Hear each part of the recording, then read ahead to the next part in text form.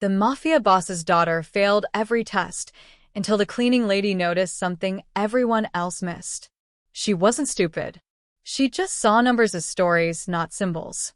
What started as secret lessons in a mansion bedroom became the one thing that could crack open a father's hardened heart. The red ink looked like blood splattered across the page. Ava Marino stared at the giant, 32%, circled at the top of her algebra test, her third failing grade in as many weeks. Around her, Lincoln Prep's 8th grade honors class buzzed with the usual post-test chatter. Kids comparing scores, groaning about trick questions, a few quietly celebrating their A's. "Ms. Marino, please see me after class," Mrs. Henderson's voice cut through the noise like a blade. Ava's stomach dropped. She shoved the test into her backpack, crumpling it against her textbooks, and fixed her eyes on the desk's wood grain. She'd memorized every scratch and coffee stain on that surface over the past 3 months. Anything to avoid the sideways glances from Madison Chun and her crew in the back row. "I heard her dad's actually dangerous," Madison whispered, just loud enough. "My mom says the Marinos own half the restaurants downtown." "Then why can't she afford a tutor?" someone snickered. Ava's jaw tightened. She had 17 tutors. 17 people her father had paid obscene amounts of money to sit with her in the mansion's library, pointing at numbers that swam across pages like startled fish. None of them had helped. None of them had understood that when Ava looked at 3x plus 7 is equal to 22, she didn't see an equation. She saw meaningless symbols arranged by aliens. The bell rang. Students flooded toward the door, like water from a broken dam. Ava, Mrs. Henderson's voice was gentler now, tired. She perched on the edge of her desk, removing her reading glasses. "Honey, I've been teaching for 23 years. I know when a student doesn't understand the material, and I know when a student can't understand it the way I'm teaching."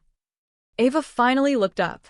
Mrs. Henderson's face held something worse than anger, pity. "I'm recommending you for additional testing. Learning assessment. There's no shame in." "I'm fine. Avec bag." "I just need to study harder." "That's what you said last month." "Then I'll study even harder." Mrs. Henderson sighed, and Ava recognized the sound. It was the same sigh her father's associates made when they looked at her, the sound of disappointment wrapped in politeness. She'd heard it from every tutor, every teacher, every relative who'd tried to make small talk at family dinners and realized she couldn't calculate a tip or split a check.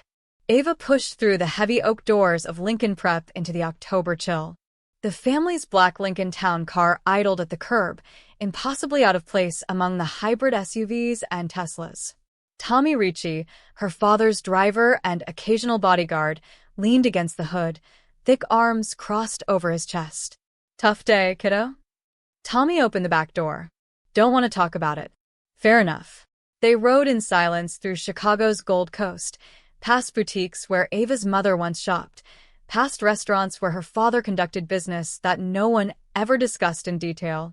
Ava pressed her forehead against the cool window and watched the city blur past. The Marino estate sat behind iron gates in Lincoln Park, a stone mansion that looked like it had been airlifted from a European countryside and dropped into Illinois. Ava's great-grandfather had built it in 1947 with money from import-export, which was code for everything illegal he could get his hands on. 3 generations later, the Marinos had gone mostly legitimate: restaurants, real estate, a waste management company, but the old reputation clung to them like smoke to clothing. Inside, the house was tomb quiet. Her mother was at some charity luncheon. The staff moved through hallways like ghosts, visible only when needed. Ava climbed the curved staircase to her room, shut the door, and leaned against it. Her sanctuary. Soft gray walls, a 4-poster bed with white linens, a window seat overlooking the garden. And covering nearly every inch of wall space, hidden behind her bed, inside her closet, on the backs of picture frames, were her drawings. Chalk sketches. Pencil doodles. Marker illustrations. Not the kind of art that belonged in galleries, but strange, swirling patterns that made sense only to her. She'd drawn them compulsively since childhood, never showing anyone, never explaining. There was the multiplication table rendered as a garden. 3 rows of 4 flowers each made 12 blooms total. Division illustrated as a pizza being sliced. Fractions shown as a pie being shared between stick-figure friends. When teachers wrote, 8 divided by 2 is equal to 4 on the board, Ava saw nothing. But when she drew 8 apples being sorted into 2 baskets, the answer glowed in her mind like neon. She pulled the crumpled test from her bag and smoothed it on her desk. Problem 7. If train A leaves Chicago at 60 miles per hour and train B leaves Detroit at 75 miles per hour, she grabbed a pencil and began sketching 2 trains as cartoon characters, racing each other, the faster one grinning smugly. A knock at the door made her jump. Dinner in an hour, sweetheart, her mother's voice distracted. Your father wants to talk to you. Ava's blood went cold. Those 5 words, your father wants to talk, never preceded anything good. She found him in his study at exactly 6:47 p.m. because Leon Marino didn't do around 7, or when you get a chance, his study was all dark wood and leather, the walls lined with books he'd probably never read and photographs of him shaking hands with mayors, aldermen, business leaders. He sat behind his massive desk, still in his suit, a tumbler of whiskey catching the lamplight. At 46, Leon Marino was a man who commanded attention without raising his voice, broad-shouldered, silver threading through his dark hair, eyes that could assess a business deal or a threat with equal precision. Sit. He gestured to the chair across from him. Ava sat, hands folded in her lap, heart hammering. Leon opened a folder on his desk. Even upside down, Ava recognized the Lincoln Prep logo on the letterhead. Mrs. Henderson emailed me this afternoon. She says you're failing algebra. That you've failed 3 tests in a row. He looked up. She's recommending you for additional testing, says you might have a learning disability. I don't care if you do or don't. Leon's voice was quiet, which was somehow worse than yelling. You know what I care about? I care that Marco Vitale's daughter is on the honor roll. I care that the Castellano kid just won some citywide math competition.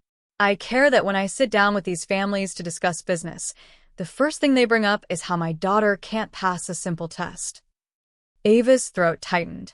I'm trying. Trying isn't enough. Leon slammed his hand on the desk, making her flinch. Then he seemed to catch himself, rubbing his temples. When he spoke again, his voice was back to that deadly calm.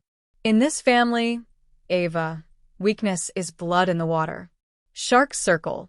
Our enemies don't care if you have a learning disability or just aren't studying hard enough. They care that you're vulnerable.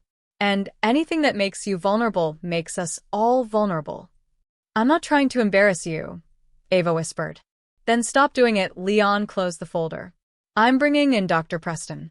He's supposed to be the best, works with kids from Harvard, Yale. If he can't fix this, nobody can.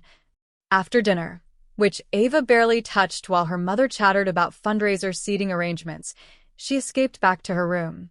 She pulled out her algebra homework, stared at the first problem, and felt the familiar panic rising. The numbers wouldn't stay still. They floated, rearranged themselves, mocked her. She was reaching for her pencil to start drawing when her door creaked open. Maria Torres, one of the housekeepers, slipped inside carrying fresh towels. She was younger than most of the staff, maybe 30, with kind eyes and dark hair pulled into a practical ponytail. She'd worked for the Marinos for 6 months, always quiet, always efficient. Sorry, Miss Ava. I thought you'd be downstairs. I'll come back. Maria stopped, her eyes landing on the walls behind Ava's bed, where dozens of chalk drawings were visible in the lamplight. Ava's first instinct was to shove furniture in front of them. Those are nothing. Just stupid. Is that math? Maria moved closer, setting down the towels. She pointed to a sketch of a tree with branches splitting into smaller branches, numbers written along each fork. That's exponents, isn't it? Powers of 2. Ava froze. Nobody had ever seen her drawings before, let alone understood them. Maria knelt beside the wall, tracing a drawing with her finger, never touching it, just hovering above the chalk. You see mathematics as stories, she said softly. As pictures. My son Lucas, he's 8, he does something similar. Can't read regular sentences, but if you show him pictures, he understands everything. Your son. Ava's voice came out small. Maria smiled. He's autistic. Processes information differently.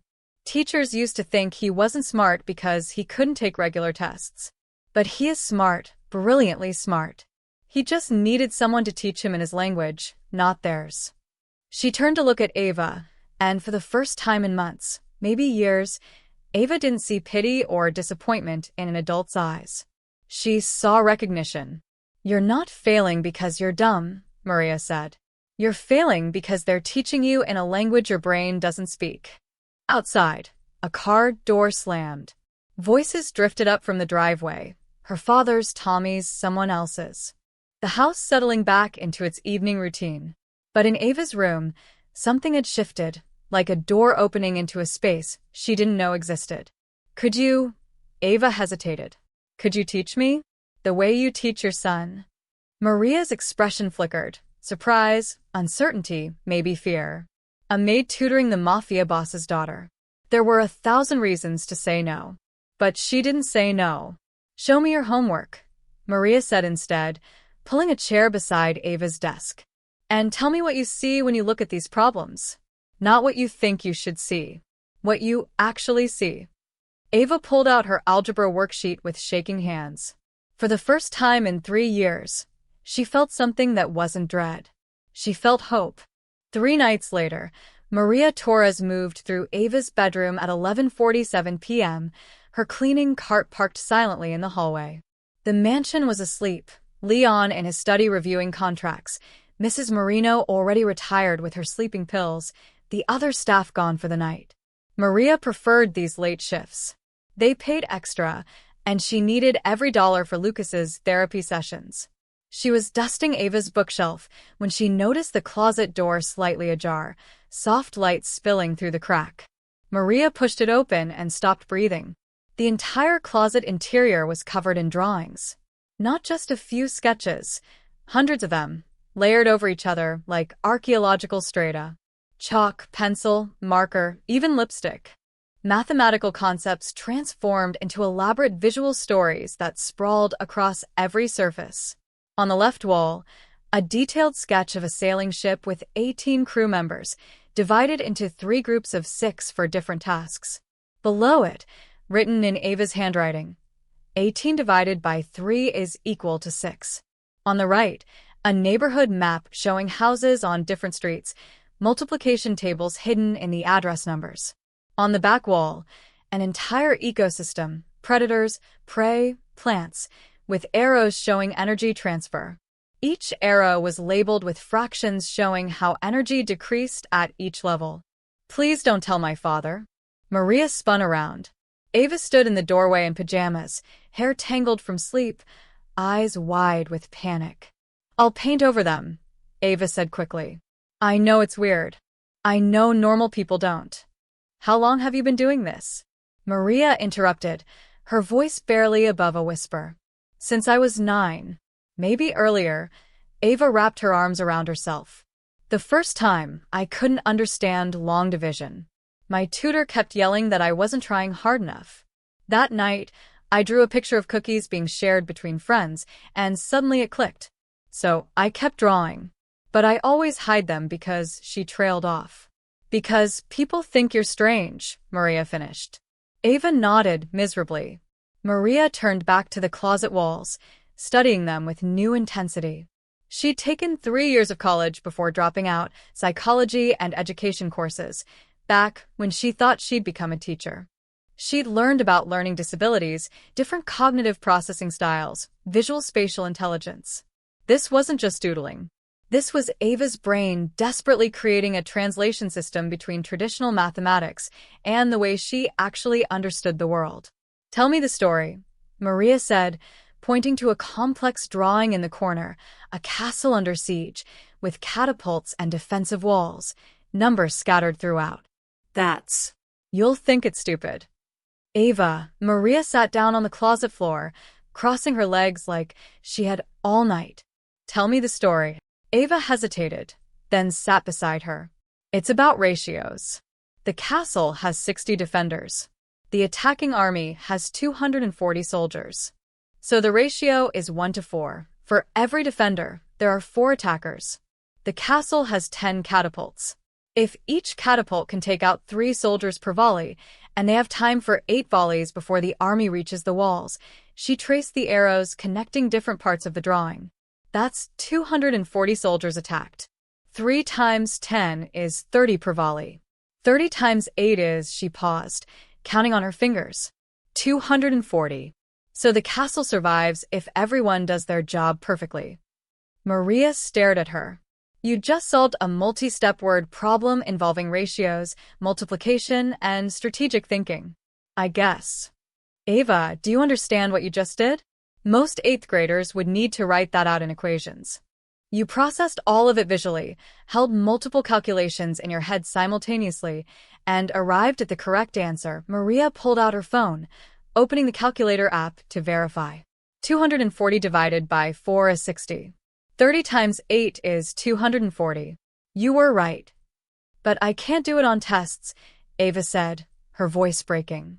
When Mrs. Henderson writes, x plus 7 is equal to 22 on the board, my mind goes blank. It's just symbols. They don't mean anything. Because you don't think in symbols. You think in narratives. Maria pointed to another drawing, a garden with different colored flowers in distinct sections. This is set theory, isn't it? That's the spring garden and the summer garden. Some flowers bloom in both seasons. That's the overlap. Some only bloom once. That's the unique elements. Ava's face lit up when she talked about the drawings, all the earlier fear melting away. The intersection is where the Venn diagrams overlap in class, but I could never remember which circle was which until I made them into actual gardens. Maria stood up, her mind racing. She thought about Lucas at home, probably still awake, arranging his colored blocks in complex patterns that told stories only he understood. She thought about the teaching methods she learned in college, differentiated instruction, multiple intelligence theory, visual learning strategies. She thought about the risk of what she was about to suggest. I need to show you something, Maria said. Tomorrow, if you can get permission to go out. There's someone I want you to meet. Who? My son. Lucas. Maria pulled out her phone, showing Ava a photo of a small boy with dark curls and intense brown eyes, surrounded by an intricate structure built from pattern blocks. He can't speak very well. Most people think he doesn't understand what's happening around him. But he's teaching himself geometry through puzzles, reading through picture books, understanding complex systems by building them with his hands. Ava studied the photo. Does he go to regular school? He's in a special program. Expensive, costs more than I make in a month. But it's worth it because they teach him in his language, not force him to learn in theirs. Maria pocketed her phone. I think you and Lucas understand the world in similar ways. And I think if you see how he learns, maybe we can figure out how to help you actually pass your tests without changing who you are. My father would never let me skip school to meet a Maid's son, Ava said, but there was hope in her voice, desperate and fragile. Then we don't tell him. Maria shocked herself with the words.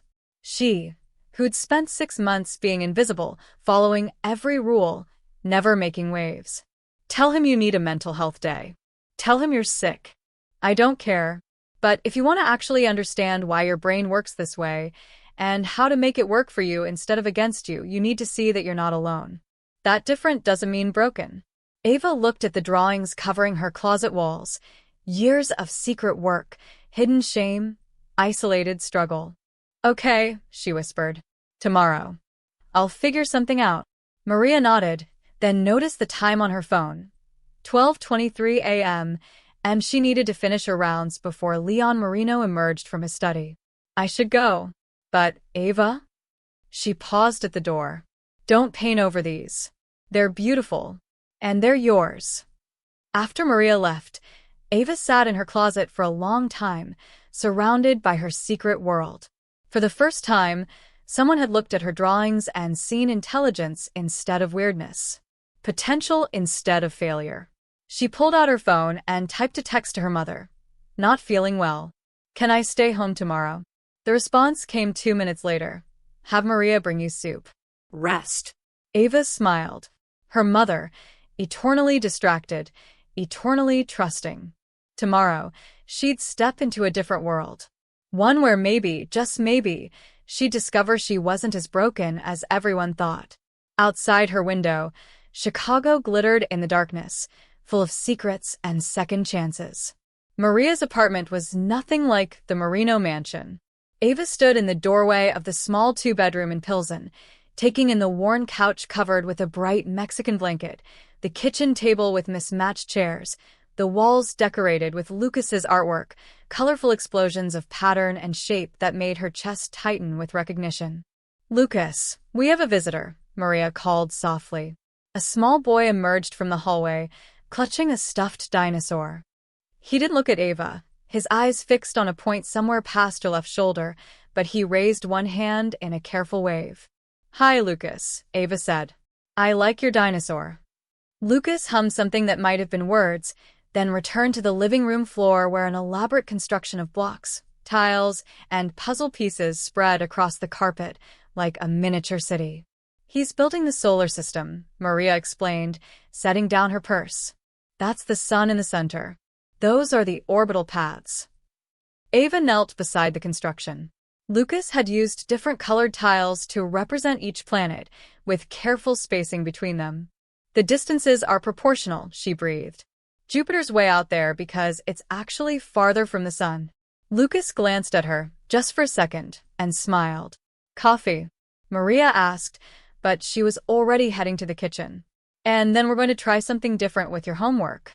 20 minutes later, Ava sat at the kitchen table with her algebra worksheet while Maria cleared away breakfast dishes. Lucas remained on the floor, occasionally humming to himself as he adjusted his solar system. Okay, Maria said, sitting down across from Ava. Problem 1. Sarah has twice as many books as Tom. Together they have 15 books. How many books does Sarah have? Ava stared at the words. I don't. Where do I even start? What do you see when you read it? Nothing. Just words. Ava's frustration was immediate and familiar. Maria grabbed a piece of paper and drew 2 stick figures. This is Sarah. This is Tom. They both love reading. She drew a small smile on each face. Tom goes to the library every week. He's collected some books over the summer. But Sarah? Sarah's obsessed. Every birthday, every holiday, she asks for books. So she has twice as many as Tom. She drew a small stack of books next to Tom's figure. Let's say Tom has 5 books. How many would Sarah have if she has twice as many? 10, Ava said automatically. Good. Now count all the books together. Ava pointed to each drawn book. 15 total.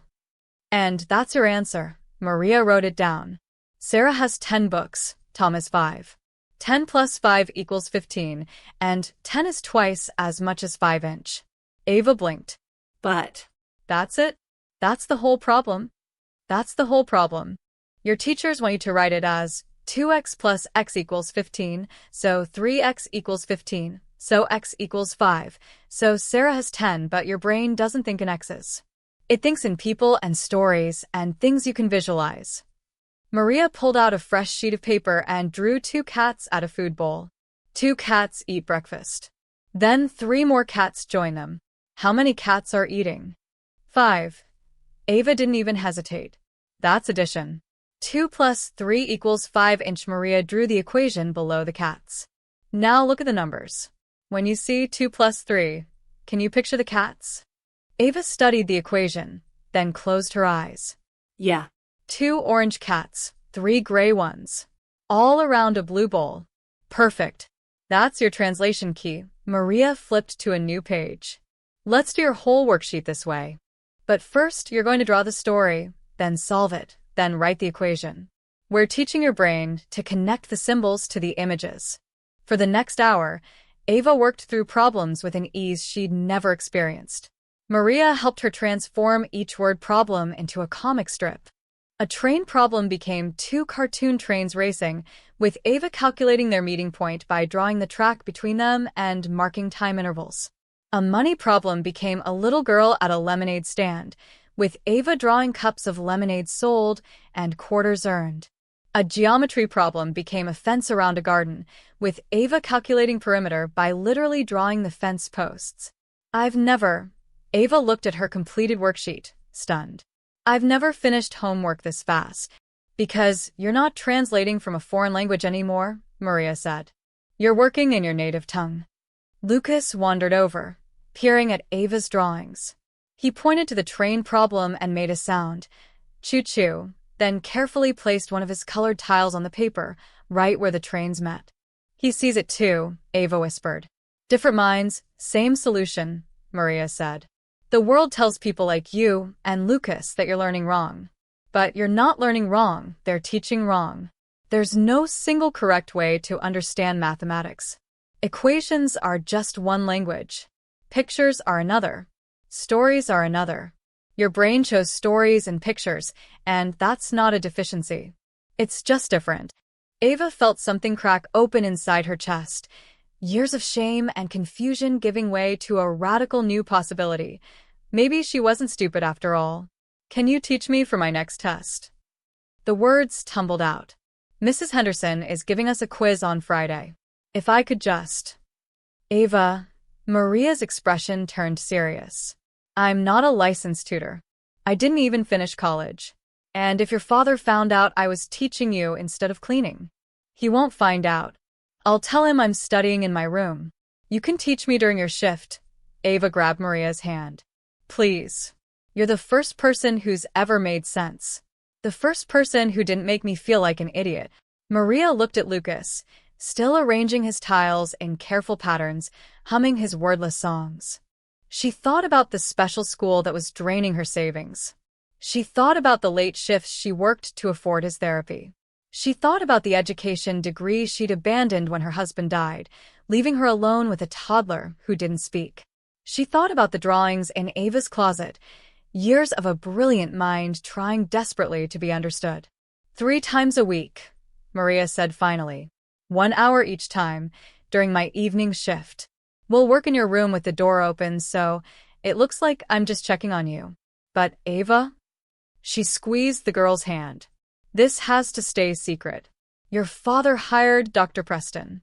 If he thinks I'm interfering with a professional tutor, I'll fail Dr. Preston's lessons on purpose, Ava said immediately. I'll make sure he looks good. But the real learning happens with you. Maria knew she should say no. Knew she was risking her job, her income, Lucas's stability.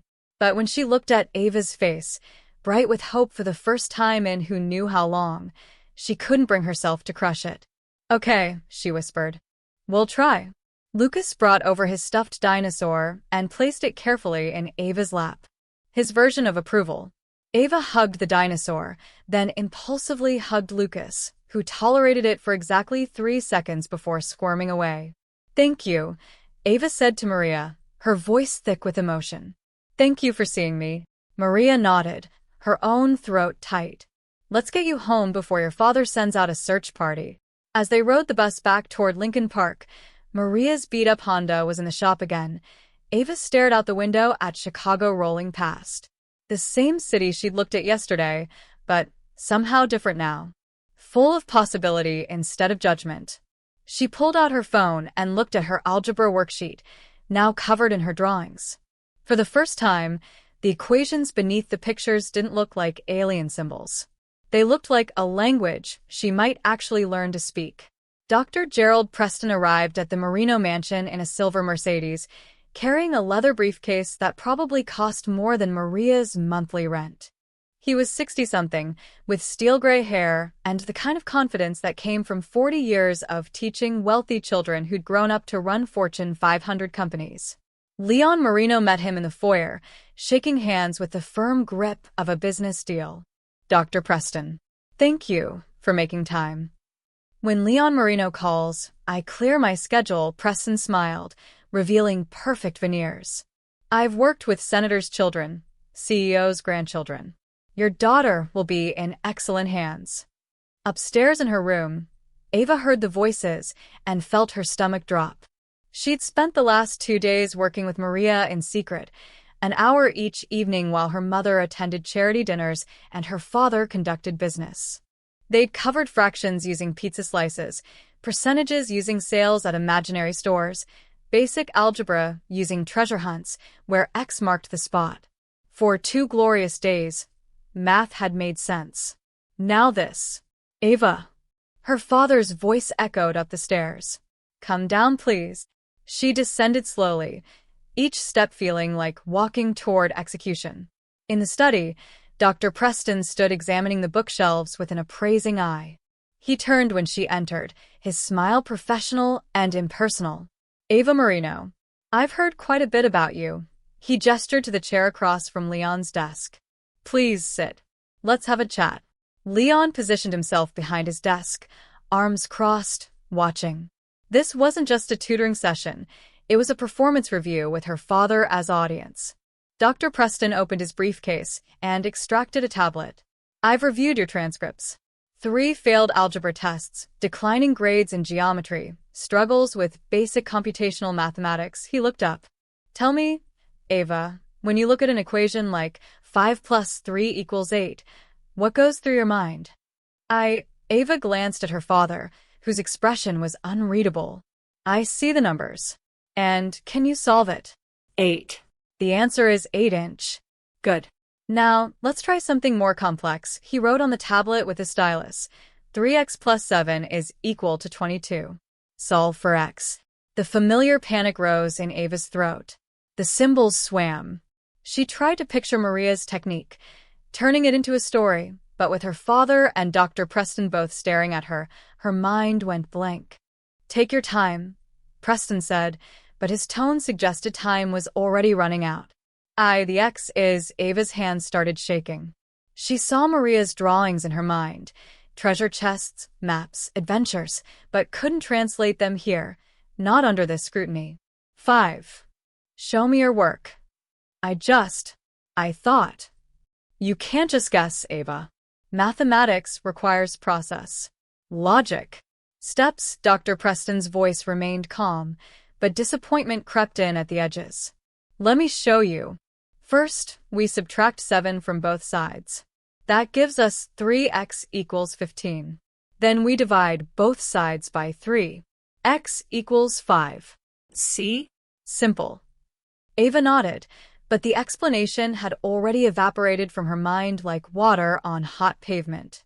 For the next 45 minutes, Dr. Preston walked her through problems with clinical precision.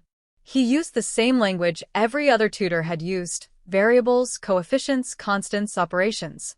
Words that meant nothing to Ava's brain, that triggered no images, no stories, no understanding. At one point, she started doodling in the margin of the practice sheet, a tiny boat, 3 passengers, trying to visualize a division problem. Ava, Dr. Preston's voice sharpened. Stop daydreaming. Focus on the mathematics, not your artwork. I wasn't. The problem is here, he tapped the equation. Not in your imagination. Mathematics is about discipline and concentration. I need you to focus. But the more he demanded focus, the more Ava's mind scattered. The numbers blurred. Her chest tightened. The room felt too small, too hot. She could feel her father's disappointment radiating from behind the desk like heat from a furnace. Let's try once more, Dr. Preston said, his patience clearly thinning. If a train leaves. I can't. Ava stood abruptly, the chair scraping against hardwood. I'm sorry. I can't do this right now. Ava, sit down. Leon's voice was quiet steel. I need air. The walls were closing in. Black spots danced at the edges of her vision. She'd had panic attacks before, knew the signs, knew she had maybe 30 seconds before she completely lost control. She ran. Behind her, she heard Dr. Preston. Mr. Marino, I've seen this before. Oppositional behavior, avoidance tactics. It's not uncommon in students who've developed learned helplessness around mathematics. Ava made it to her bathroom, locked the door, and collapsed against the tile wall. Her breathing came in short gasps. Her hands trembled. The panic attack hit in full force, heart racing, vision tunneling, the certainty that she was dying even though she knew, rationally, that she wasn't. She don't know how long she sat there. 5 minutes? 20? Eventually, her breathing slowed. The panic receded, leaving exhaustion in its wake. A soft knock. Ava. Maria's voice. Your father sent me to check on you. Ava unlocked the door. Maria slipped inside, took one look at her, and immediately sat on the floor beside her. Dr. Preston? Maria asked quietly. Ava nodded, tears streaming down her face. What happened? I couldn't do it. I couldn't think. He kept saying focus and stop daydreaming, and my dad was watching, and I froze. Ava wiped her eyes with shaking hands. I'm so stupid. Stop. Maria grabbed her shoulders. You're not stupid. You had a panic attack because someone was teaching you in a way your brain doesn't process, while your father, who you desperately want to make proud, watched you struggle. That's not stupidity. That's trauma. My dad's going to be so angry. Probably, Maria admitted.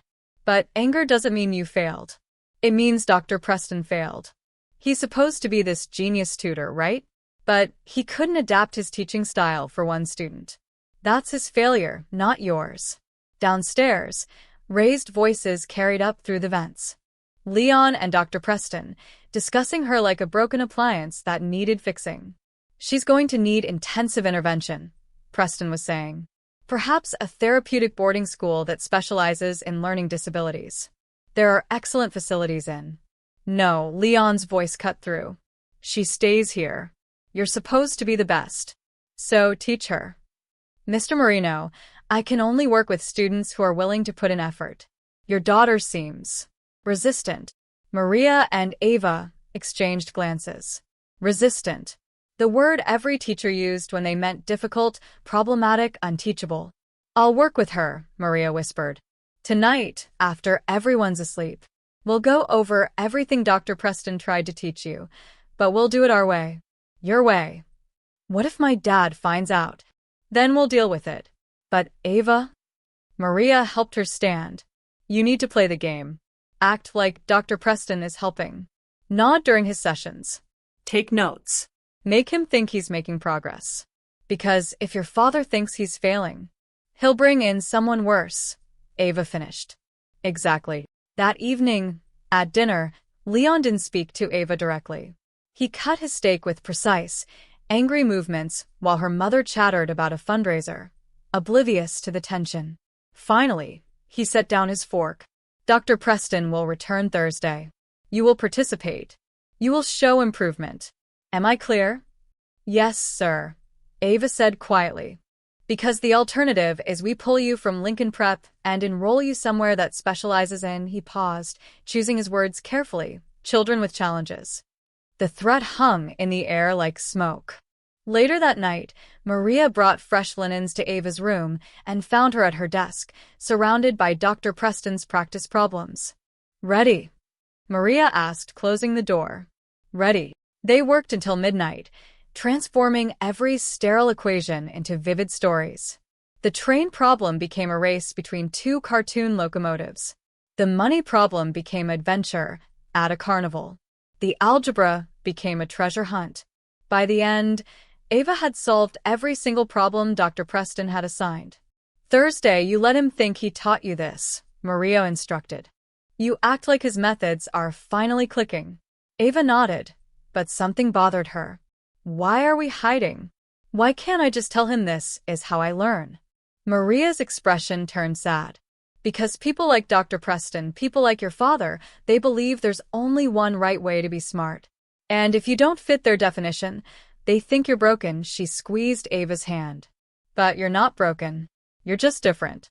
And different is only wrong if you let them define the terms. Outside, a car pulled into the driveway. Leon, returning from whatever business, kept him out until midnight. The sound of his footsteps in the hall made both of them freeze. They waited in silence until he passed. Thank you, Ava whispered. Maria just smiled and slipped out of the room like a ghost. Saturday morning arrived with crisp October air and a rare invitation. Maria had asked if Ava wanted to spend the afternoon with her and Lucas at Millennium Park. To Ava's surprise, her mother had agreed without hesitation, Fresh air will do you good, darling. And her father was too absorbed in weekend meetings to care where she went. Tommy dropped Ava off near Cloudgate at 2 p, and she found Maria and Lucas on the great lawn, a checkered blanket spread beneath them. Lucas sat cross-legged, working intently on a wooden puzzle, while Maria unpacked sandwiches from a cooler. You came? Maria waved her over. I wasn't sure your parents would let you. My mom thinks I'm having a play date. Ava dropped onto the blanket. Which I guess I am, kind of. Lucas didn't look up from his puzzle, but his hand shot out in greeting, his usual wave. The puzzle he was working on wasn't a children's toy. It was a complex geometric design with interlocking pieces in different colors and shapes. He's been working on that for 3 days, Maria said proudly. It's a tessellation puzzle, repeating patterns that fit together with no gaps. Most adults can't solve it. Ava watched Lucas's small hands moving with absolute certainty, selecting pieces and placing them with barely a moment's hesitation. How does he know where they go? He sees the pattern in his mind first, then builds it. Maria handed Ava a sandwich. He thinks in systems and structures, just like you think in stories. They ate lunch while Lucas worked, the sounds of the city flowing around them. Tourists laughing near the bean, a street musician playing saxophone, children shrieking as they ran through the fountain even though it was too cold. Lucas hummed along to the saxophone music, his hands never stopping. After lunch, Maria pulled out a cloth bag filled with colored tiles, the same ones Ava had seen in their apartment. Lucas, can you show Ava your addition game? Lucas finally looked up, assessing Ava with those intense brown eyes. Then he dumped the tiles onto the blanket and began sorting them by color. Red, blue, yellow, green, orange. Each color is worth a number, Maria explained. Red is 1, blue is 2, yellow is 3, green is 4, orange is 5. Lucas uses them to do arithmetic. Lucas pushed 3 red tiles toward Ava, then added 2 blue tiles. He looked at her expectantly. 3 plus 4. Ava guessed. 7. Lucas nodded enthusiastically and counted out 7 green tiles, then pushed them toward her as if to say see. Wait. Ava's mind sparked. 3 reds are 3 ones. 2 blues are 2 twos, which is 4. 3 plus 4 is 7. But green is 4, not 7-inch. No, look, Maria pointed. He gave you 1 green and 3 reds. 4 plus 3 equals 7-inch. Oh, Ava laughed. He's teaching me his system. For the next hour, Lucas walked Ava through increasingly complex problems using the tiles. Addition, subtraction, even simple multiplication, all represented by colors and patterns instead of abstract numbers. And Ava understood every single problem. She was so absorbed that she didn't notice Maria had pulled out a workbook until she heard her say, "Now try this one." It was one of Dr. Preston's practice problems from Thursday's disaster session. A recipe calls for 2 cups of flour for every 3 cups of sugar. If you use 8 cups of flour, how much sugar do you need? Ava's old panic started to rise, but Lucas was already moving tiles. He made a row of 2 red tiles, then a row of 3 yellow tiles below it. He repeated the pattern 3 more times. 2 reds, 3 yellows, 2 reds, 3 yellows, until he had 8 red tiles total. The flour, Ava whispered, counting the red tiles. 2, 4, 6, 8. Lucas pointed to the yellow tiles arranged in 4 groups of 3. And that's the sugar. 3, 6, 9, 12-inch. Ava looked up at Maria, amazed. 12 cups of sugar.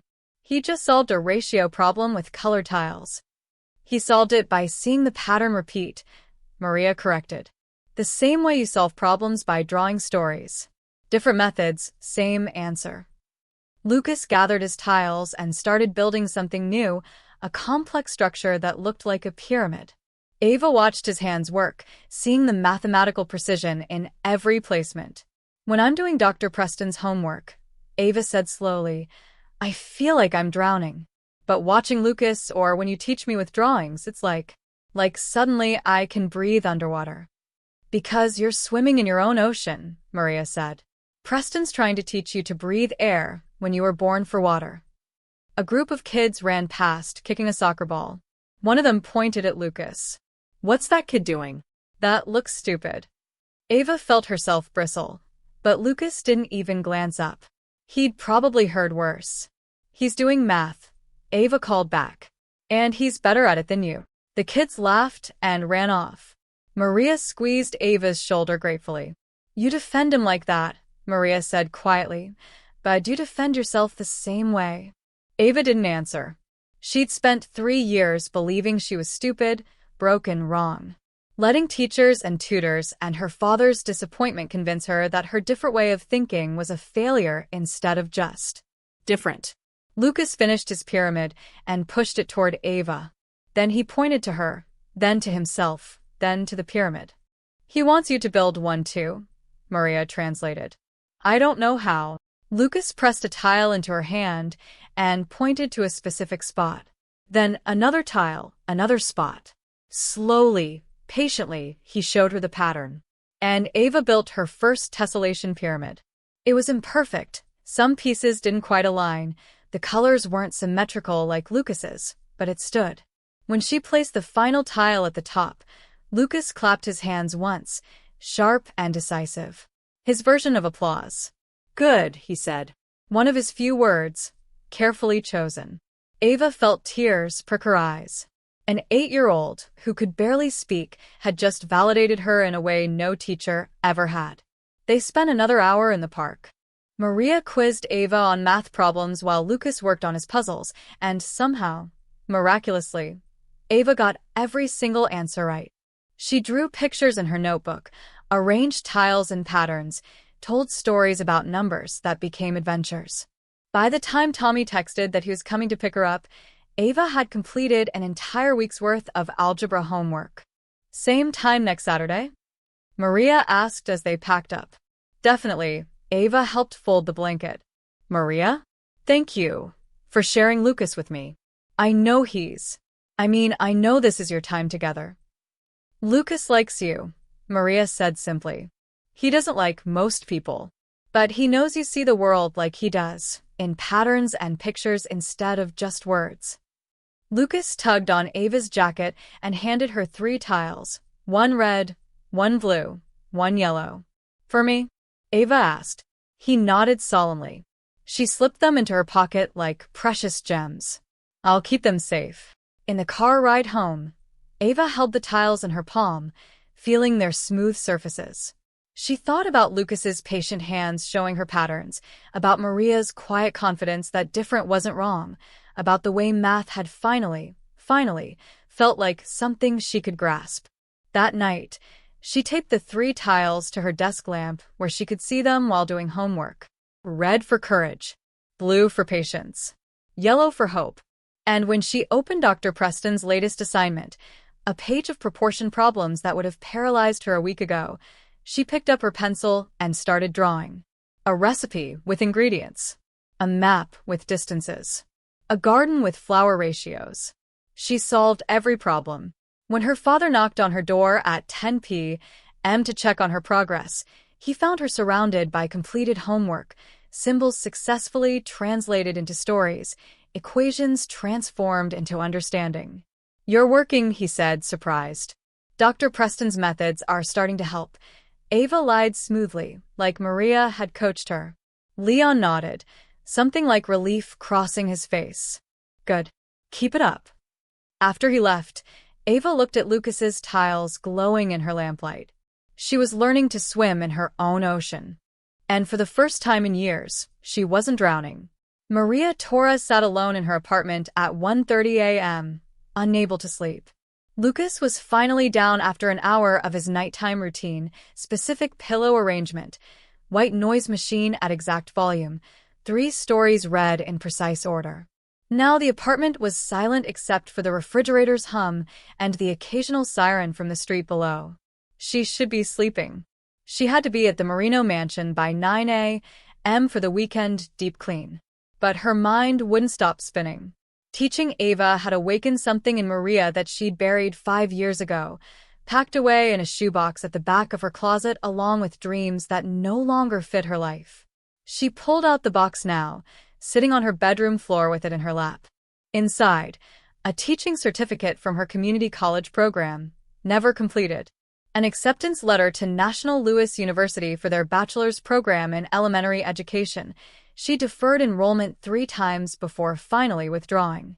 A photograph of her younger self at her college graduation ceremony, associate's degree in hand, her husband Carlos beaming beside her, his arm around her waist. That was 2018.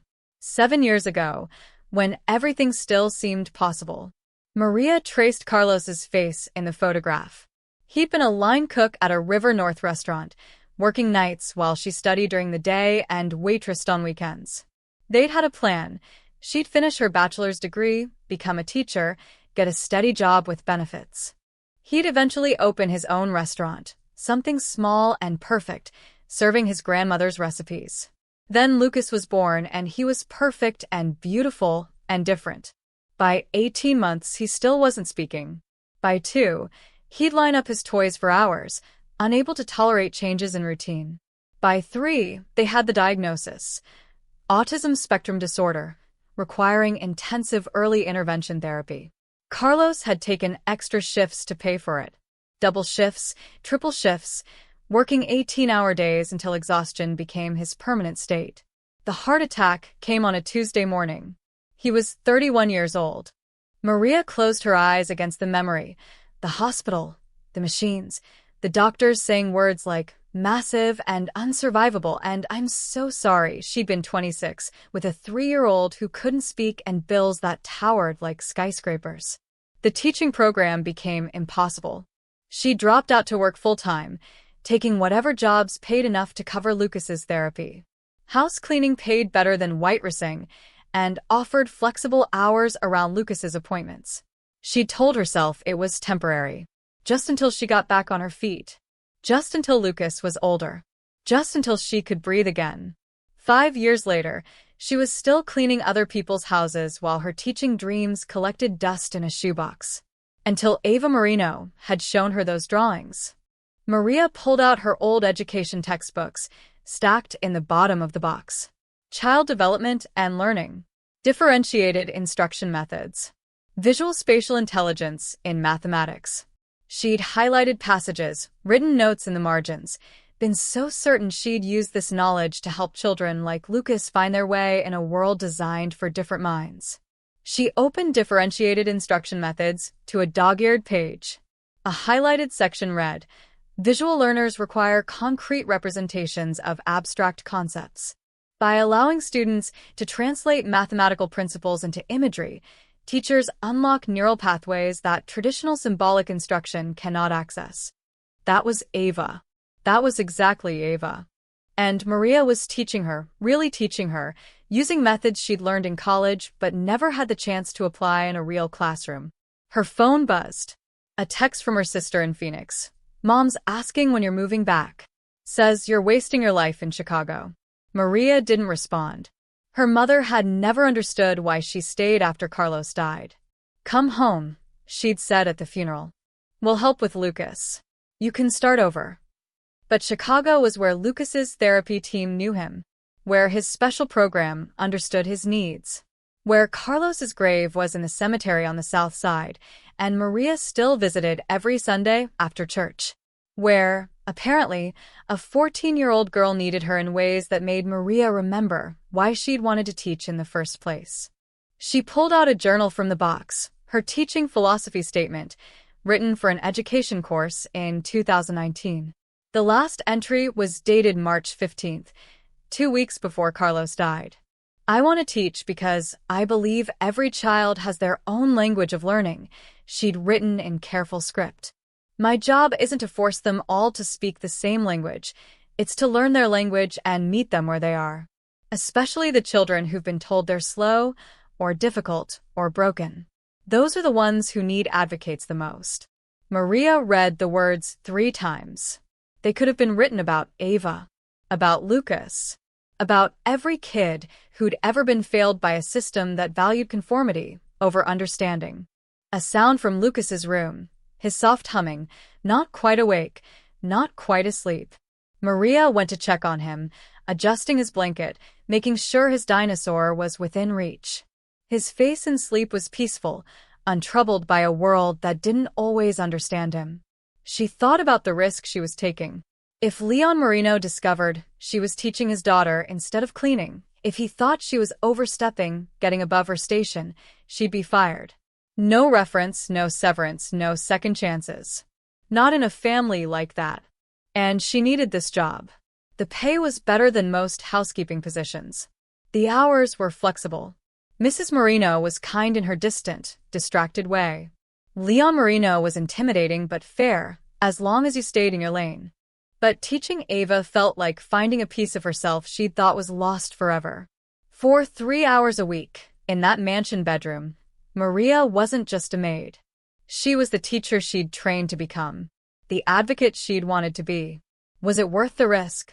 She looked at Lucas, thought about Ava's face when math finally made sense, remembered the feeling of watching a student's eyes light up with understanding. Yes, it was worth it, but she needed to be careful. Smarter. Dr. Preston came Tuesdays and Thursdays now. Maria would teach Mondays, Wednesdays, and Saturdays. She'd keep detailed notes of Ava's progress, track what worked and what didn't, like a real teacher with a real student. If questioned, she could show evidence, prove her methods were effective. And if Leon Marino found out anyway? Maria looked at the teaching certificate in her hand, at Carlos's face in the photograph, at her sleeping son who taught her that different minds were gifts, not deficiencies. Then she'd fight for Ava the way she fought for Lucas every single day. Back in her room, Maria didn't return the box to the closet. Instead, she left it on her dresser, where she could see it. A reminder that she was still a teacher, even if her classroom was a mansion bedroom and her student was a mafia boss's daughter and her salary came from scrubbing floors. She pulled out her phone and texted Ava, "Bring your quiz from yesterday to our Monday session. We'll review it together." The response came immediately, despite the late hour. "You're the best teacher I've ever had." Maria stared at those words until they blurred. Then she saved the message, took a photo of her old teaching certificate, and added it to a new folder on her phone labeled Second Chances. At 2:15 a.m., she finally crawled into bed. She had to be up in 6 hours for the Marino Mansion's weekend deep clean. Her back would ache, her hands would be raw from cleaning solutions, and Leon Marino would walk past her in the hallway without really seeing her, the way wealthy people never quite saw their staff. But on Monday night, she'd slip into Ava's room with chalk and paper and stories. And for 1 hour, she'd be exactly who she was meant to be. Outside her window, Chicago slept under a blanket of stars. Somewhere across the city, in a mansion in Lincoln Park, Ava Marino was probably awake too, working through math problems with colored tiles in her pocket and hope in her heart. 2 women, 2 different worlds, connected by the belief that different didn't mean broken. And that was worth any risk. Over the next 3 weeks, Maria turned all of Chicago into Ava's classroom. It started with the Shed Aquarium on a Monday afternoon. Ava had told her parents she was attending a study group. Technically true, just not the kind they imagined. Maria had convinced Mrs. Marino she could supervise, and somehow, miraculously, it had worked. They stood in front of the Caribbean Reef exhibit, Lucas pressing his face against the glass while tropical fish swirled in hypnotic patterns. "Pop quiz," Maria said, pulling out a notebook. "This tank holds 90,000 gallons of water. The Pacific exhibit we just saw holds 270,000 gallons. What's the ratio?" Ava watched a sea turtle glide past. "The Pacific one is 3 times bigger? Show me how you know." Ava drew quickly, 2 rectangles, one small, one large. She divided the large one into 3 sections. 90,000 times 3 is 270,000. So the ratio is 1 to 3. For every 1 gallon here, there are 3 gallons there. Perfect.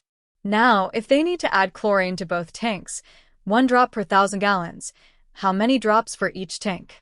Ava calculated in her head, picturing drops falling like rain. 90 drops for the Caribbean, 270 for the Pacific. Maria made a check mark in her notebook. Ratios. mastered through fish tanks. The following Saturday, Tommy drove them to Wrigley Field for a Cubs game, Leon's surprise gift after Ava scored an 87% on her latest algebra quiz. He thought Dr. Preston was responsible. Only Maria and Ava knew the truth. In the bleachers, sharing nachos and watching the game, Maria pointed to the scoreboard. The pitcher's ERA is 324. Do you know what that means? Earned run average, Ava said, remembering her father watching games. But I don't know how they calculate it. It's the average number of earned runs he allows per 9 innings. He's pitched 125 innings this season and allowed 45 earned runs. So we multiply 45 by 9, then divide by 125". Ava grabbed Maria's phone calculator. 45 times 9 is 405. Divided by 125 is, she worked it out, 324. Oh, it's just multiplication and division. Everything's just multiplication and division once you understand what the numbers represent, Maria said. They're not abstract. They're telling stories. In this case, the story of how well a pitcher protects his team. Lucas, wearing a Cubs cap Maria had bought him, suddenly pointed at the field. 3-2 count. His words were clearer when he was excited. That's right, baby, Maria said proudly. 3 balls, 2 strikes. What happens if he gets to 4 balls? Ava asked. Walk to first base, Lucas answered, and Ava grinned. That afternoon, Maria taught Ava probability using batting averages and on-base percentages. By the 7th inning stretch, Ava was calculating the statistical likelihood of the next batter getting a hit based on his season performance. The next Monday, they went to Whole Foods, not the one near the Marino mansion, but a smaller one in Pilsen where Maria shopped. Maria handed Ava a list and $40 in cash. You're buying ingredients for dinner, Maria said. Lucas wants spaghetti. You need 2 pounds of pasta at $250 per pound, sauce for $400, ground beef for $600 per pound, get 1 pound, and Parmesan cheese for $800. Can you afford it? Ava created a story in her head. A girl shopping for her family's dinner, counting money at the register. Pasta is $5 total. Sauce is $4. Beef is $6. Cheese is $8. That's, she counted on her fingers. $23. I'll have 17 left. Show me. They walked through the store together. Ava calculating unit prices, comparing brands, determining which items gave the best value. Lucas pushed the cart, humming contentedly. At the register, the total came to $2,347 with tax. You forgot tax, Maria said gently. I always forget tax. Ava groaned. Then make it part of your story. Tax is the store's friend who always wants a cut, about 7% in Illinois. So take your total and multiply by 107". Ava pulled out her notebook, drew a little character labeled tax, taking a slice from a pie. 23 times 107. About $2,461. I can still afford it. The actual total was $2,461 exactly.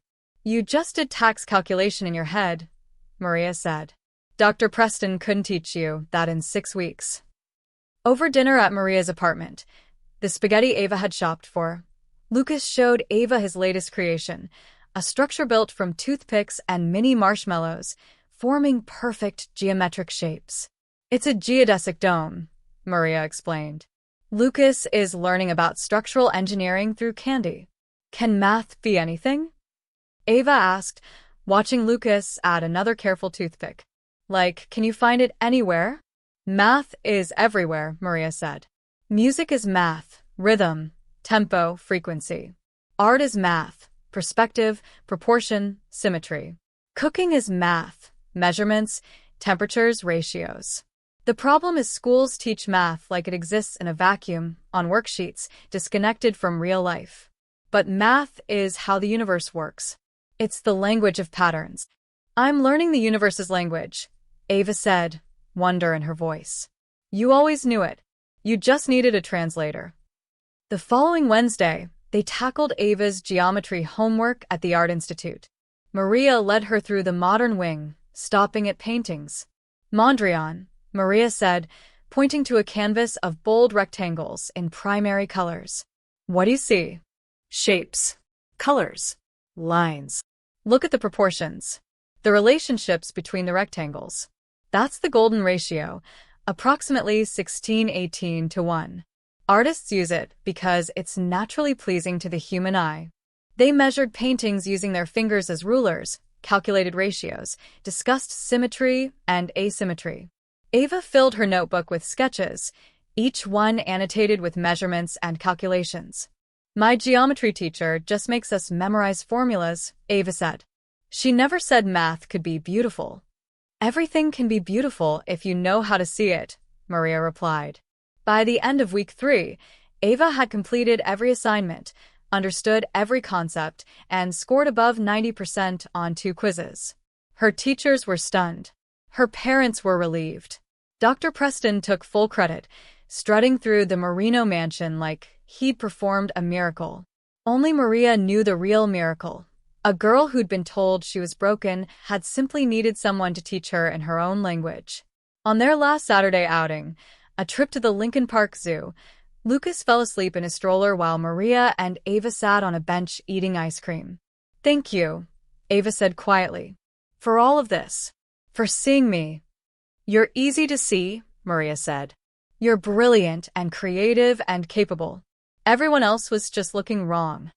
My dad thinks Dr. Preston fixed me." "You were never broken," Maria's voice was firm.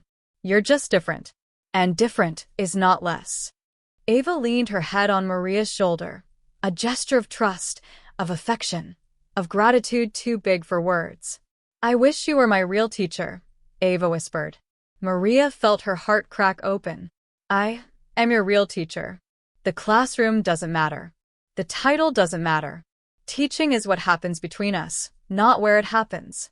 They sat in comfortable silence, watching zoo visitors pass by, Lucas sleeping peacefully, the autumn sun warm on their faces. For 3 perfect weeks, Maria had taught and Ava had learned, and the world had been around them in ways that felt like magic but were really just what happened when the right teacher met the right student at exactly the right time. Neither of them knew that their fragile, secret world was about to shatter. The call came on a Thursday afternoon while Leon Marino was reviewing contracts at his downtown office. "Mr. Marino, this is Patricia Chin, the school counselor at Lincoln Prep." Her voice was professional but concerned. "I need to discuss Ava's recent homework submissions." Leon straightened in his chair. "Is there a problem?"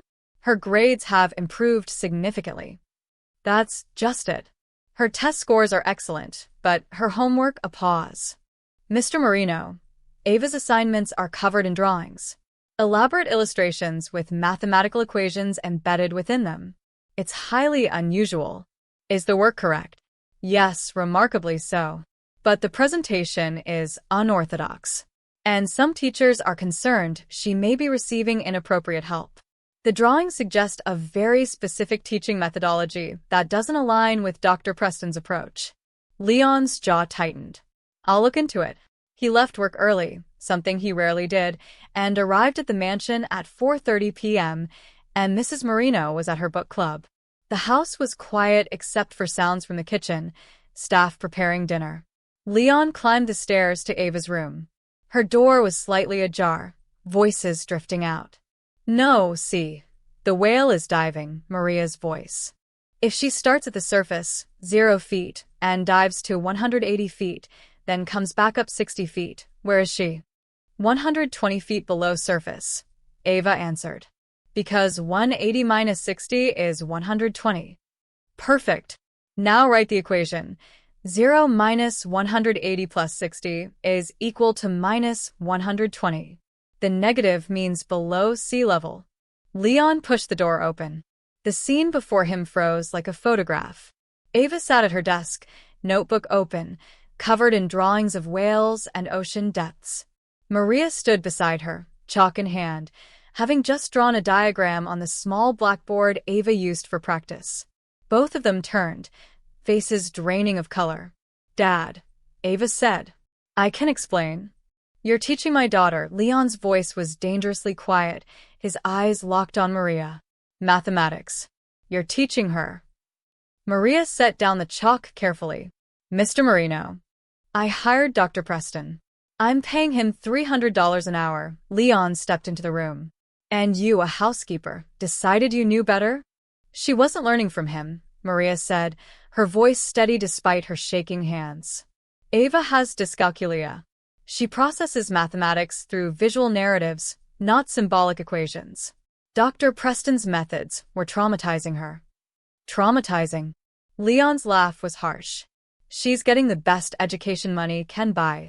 She's getting an education that works for most children, Maria corrected. But Ava isn't most children. Her brain is wired differently. The drawings aren't random, they're her translation system. They're how she makes sense of abstract concepts. I don't pay you to psychoanalyze my daughter. I pay you to clean. Leon turned to Ava. How long has this been going on? Ava stood, her voice trembling but determined. 3 weeks. Maria's been teaching me 3 times a week, plus weekends. Every good grade I've gotten. That wasn't Dr. Preston. That was her. Leon's expression was unreadable. You're 87% on the algebra quiz? Then 92% on your geometry test. All Maria. Ava's words came faster now, desperate. She taught me ratios at the aquarium, probability at the baseball game, percentages at the grocery store. Dad, I finally understand. For the first time in my life, math makes sense. By drawing pictures of whales? Leon's tone was scathing. Yes. Ava grabbed her notebook, flipping through pages. Look. This is how I learned division, by drawing a pizza being shared. This is how I learned fractions, by drawing a garden with different flowers. This is how I learned algebra, by drawing treasure maps where X marks the spot. She thrust the notebook at her father. Leon took it, flipping through pages covered in Ava's intricate drawings, each one annotated with equations, each one mathematically correct. He struggled for words. This isn't how mathematics is taught. It's how I learn, Ava said fiercely. And Maria understood that when everyone else, including you, just thought I was stupid. I never said you were stupid. You didn't have to. Tears streamed down Ava's face. You looked at me like I was a weakness, a liability, something that made our family vulnerable. But I'm not weak, Dad. I'm just different. And Maria was the first person who saw that being different wasn't the same as being broken. The room fell silent except for Ava's ragged breathing. Leon looked at Maria, who stood very still, clearly preparing for termination. You studied education? Some college, Maria admitted. I dropped out when my husband died. But yes, I studied childhood development and differentiated instruction methods. And you diagnosed my daughter with dyscalculia? I suspected it. I'm not qualified to officially diagnose, but the symptoms are clear. She struggles with symbolic representation but excels at visual spatial reasoning. She can't process abstract numbers but understands mathematical concepts when presented as concrete, relatable scenarios. Leon was quiet for a long moment, his face a mask. When he finally spoke, his voice was cold. You overstepped. Significantly. I know, Maria said. You went behind my back, contradicted a professional I hired, and made decisions about my daughter's education without my knowledge or consent.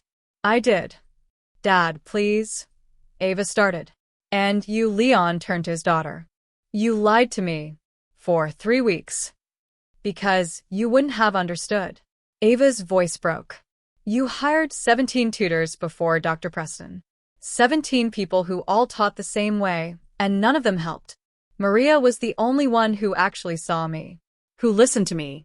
Who believed I could learn instead of just trying to fix what was wrong with me. Nothing is wrong with you. Then why does it feel like you're ashamed of me? Ava whispered. The words hung in the air like smoke. Leon's expression flickered. Pain, anger, something that might have been recognition. I'm not ashamed of you, he said finally, but his voice lacked conviction. Yes, you are. Because I'm not like the Vitali kids or the Castellanos. I can't do math the normal way. I can't be the perfect daughter who makes you look strong in front of your associates. Ava wiped her eyes. But Maria made me feel like I wasn't a failure. Like my brain wasn't effective. Like I was actually smart, just different. Leon looked at the drawings again, really looked at them this time. The complexity, the creativity, the clear mathematical understanding woven through every illustration. I'll drive myself home, Maria said quietly, moving toward the door. I understand if you want me to leave my key. Wait, the word came out sharper than Leon intended. Maria stopped. These methods, Leon said slowly. They work. They work for Ava, Maria replied. Not every child learns this way. But for visual spatial learners, especially those with dyscalculia, narrative-based instruction can be transformative. Leon set down the notebook. I want to see test results. Official documentation of her progress. If what you're saying is true, if you've accomplished in 3 weeks what Dr. Preston couldn't do in 6, I need proof. Her teachers have it, Ava said. My quiz scores, test grades, homework completion rate. It's all in the system. Then I'll review it. Leon moved toward the door, then paused. Maria, you're not fired. Yet. But we will discuss appropriate boundaries. And Ava? He looked back at his daughter. We'll talk about honesty at dinner. After he left, the room exhaled. Ava collapsed into her chair. I'm so sorry. I thought if he found out. It's okay, Maria said, though her hands were still shaking. Maybe it's better this way. Secrets have weight. Do you really think he'll let you keep teaching me? Maria looked at the drawings on Ava's walls, at the blackboard with its whale diagram, at the notebook filled with stories that had become mathematics. I don't know, she admitted. But you stood up for yourself. You told your father the truth. That takes courage. I told him you were the only one who saw me. And you, Maria said softly, are the only student I've ever had. They heard Leon's footsteps descending the stairs, his voice on the phone, probably calling Dr. Preston, or the school, or both. Their secret world had cracked open, exposed to harsh light and judgment. But Ava had defended it, had defended Maria, had claimed her own way of learning as valid and valuable. Whatever came next, that was something. Leon's decree came the next morning at breakfast. You will no longer have private sessions with Maria, he told Ava over coffee and untouched toast. Dr. Preston will continue as your primary tutor. Maria will resume her regular duties. This is not negotiable. But Dad, I spoke with Dr. Preston and your teachers last night. While your recent test scores are impressive, the methods are unconventional and potentially problematic. Dr. Preston believes they may create dependencies that won't serve you in college entrance exams or standardized testing. Dependencies? Ava's voice rose. I'm finally learning. You're learning through crutches. Drawing pictures isn't sustainable for advanced mathematics. Leon's tone brooked no argument. Dr. Preston has agreed to incorporate some visual elements into his teaching, but the focus must be on traditional problem-solving methods. That's final. Mrs. Marino fluttered in, oblivious to the tension. Darling, isn't it wonderful? Your grades are improving. Dr. Preston says you're finally applying yourself. Ava said nothing. There was nothing to say. That afternoon, Dr. Preston arrived with a leather-bound planner and a stack of standardized test prep books. Ava, I've reviewed your recent work, he said, settling into the study's wing chair. The illustrations are charming, but we need to focus on efficiency. The SAT doesn't give you time to draw pictures. I'm 14. The SAT is years away. Preparation begins now. He opened a book to a page of dense algebra problems. Let's start with these. No drawings, just pure mathematical thinking. For 2 hours, Ava stared at symbols that swam across the page like drowning letters. Dr. Preston's voice droned on about order of operations, simplifying expressions, isolating variables. None of it penetrated. Are you even listening? His frustration was barely masked. I'm trying. Trying isn't enough. Focus, Ava. These are basic concepts. By the session's end, Ava had completed 3 problems out of 20, all incorrect. Dr. Preston left with tight-lipped disappointment and a promise to reassess her readiness for advanced coursework. Maria appeared that evening to clean Leon's study. She and Ava couldn't speak, with Leon working at his desk. But their eyes met briefly, a moment of shared loss. The next week was agony. Dr. Preston came Tuesday and Thursday, drilling Ava on problems that made no sense without her drawings, without her stories. She failed a pop quiz in algebra. Her geometry homework came back covered in red corrections. Mrs. Henderson kept her after class with concerned questions. Ava, is everything all right? Your recent work was so strong. Ai fine, valid. She wasn't fine. Without Maria's teaching, the mathematical world she'd briefly understood collapsed back into chaos. The numbers lost their meanings. The equations became alien again. She tried drawing in secret, hiding her notebooks, but it wasn't the same without Maria's guidance. Without someone who understood why a train problem needed to be a race, why division needed to be a shared pizza, why algebra needed to be a treasure hunt. By the second week, Ava stopped trying altogether. She sat through Dr. Preston's sessions in silence, nodding when expected, producing nonsense answers that satisfied him simply because she was participating. Her test scores plummeted. The 92% became an 78%, then a 65%, then a 53%. Leon reviewed her progress report with barely contained fury. Dr. Preston says you've given up, that you're being deliberately stubborn. I'm not being stubborn. I don't understand. You understood 3 weeks ago. That was with Maria. Maria is a housekeeper, not an educator. Leon's voice was ice. You will work with Dr. Preston and you will show improvement, or we're exploring other options. What options? Boarding schools, specialized facilities, places equipped to handle students with learning challenges. The threat landed like a punch. Ava fled to her room, slamming the door. She pulled out her phone and texted Maria, I'm failing everything again. I can't do this without you. The response came 10 minutes later. I'm so sorry. I wish I could help. Can we meet? Just once. A long pause. Then, it's too risky. Your father was clear. I can't lose this job, Ava. Lucas needs me. Ava threw her phone across the room, then immediately scrambled to retrieve it, checking for cracks. Even her anger was constrained, controlled, careful not to break anything important.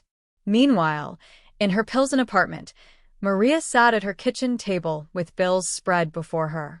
Rent, utilities, Lucas's therapy, $3,200 this month.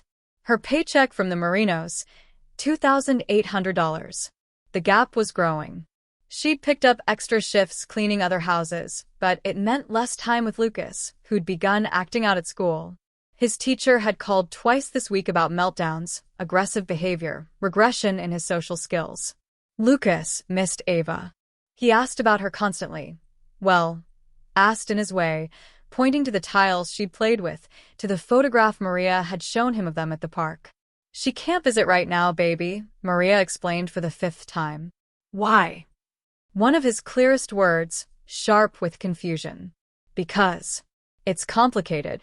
Lucas swept his tiles off the table in frustration, so unlike him, and Maria had to hold him while he cried angry, wordless tears for a friendship he didn't understand losing. That night, Maria pulled out her old teaching textbooks again. She read about educational advocacy, about fighting for students' needs, about the moral obligation teachers had to their students regardless of circumstances. But she also read the bills on her table, thought about Lucas's therapy schedule, remembered the precariousness of her position. She was one firing away from homelessness, one bad reference away from unemployability, one wrong move away from losing everything she'd built in the 5 years since Carlos died. Could she really risk that for a student she'd known only 3 weeks? She looked at Lucas, asleep on the couch with his dinosaur, exhausted from his emotional day. No. She couldn't risk it. Wouldn't risk it. Ava would have to find another way. The 3rd week, Ava sat for a state placement exam that would determine her mathematics track for high school. She stared at the test booklet in the silent classroom, surrounded by other students whose pencils scratched confidently across pages. Problem 1. A rectangle has a length that is 3 feet longer than twice its width. If the perimeter is 36 feet, what is the width? The words blurred. Ava tried to visualize a rectangle, a garden maybe, or a room. But without Maria's voice guiding her, without the practice of transforming symbols into stories, her mind went blank. She skipped to problem 2, then 3, then 4. By problem 10, she hadn't written a single answer. Panic rose in her throat. This test would determine everything: her placement, her future, her father's opinion of her. Dr. Preston had prepared her for weeks. She should know this. She should be able to do this. But she couldn't. The proctor called time. Students filed out, chattering about answers, comparing solutions. Ava turned in a nearly blank test and walked to the bathroom, where she locked herself in a stall and cried until her eyes burned. That night, she didn't go down for dinner. When her mother knocked, she claimed a headache. When her father demanded she emerge, she said she was studying. Instead, she lay on her bed, staring at the drawings on her walls, all those stories and pictures that had briefly made sense of a senseless world. On her desk, Lucas's 3 tiles caught the lamplight. Red, blue, yellow. Courage, patience, hope. She had none of those things left. In Maria's apartment across the city, her phone buzzed with a text from Ava. I failed. I failed everything. You were right. I can't do it without you. Maria read the message 3 times, her chest tightening. Then she turned off her phone and went to bed. Some battles couldn't be fought. Some students couldn't be saved. Not when saving them meant destroying yourself. 1 week later, Ava sat in the testing room at Lincoln Prep for the official state placement exam, the real one, the one that would permanently determine her high school mathematics track. The room was sterile. White walls, fluorescent lights humming overhead, 30 desks arranged in perfect rows. The proctor, a stern woman with reading glasses on a chain, distributed test booklets with mechanical efficiency. You have 90 minutes, she announced. No calculators. No phones. No talking. Begin. The sound of pages turning filled the silence, like whispers. Ava opened her test booklet. Section 1. Arithmetic and Basic Algebra. She read the first problem. If 3x plus 7 is equal to 22, what is the value of x? The symbols stared back at her, meaningless as hieroglyphics. Her chest tightened. This was the same type of problem Dr. Preston had drilled into her for 3 weeks. She should know this. She'd memorized the steps. Subtract 7 from both sides, divide by 3. But the steps were just words, disconnected from understanding.